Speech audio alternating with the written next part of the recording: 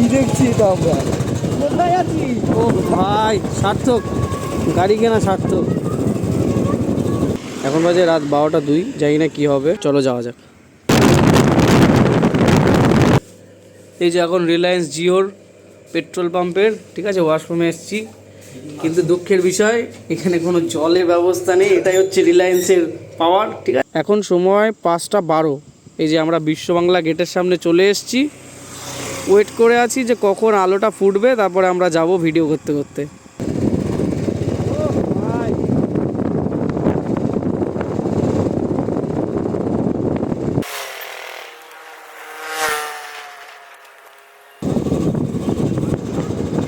ও ভাই সার্থক, গাড়ি কেনা সার্থক।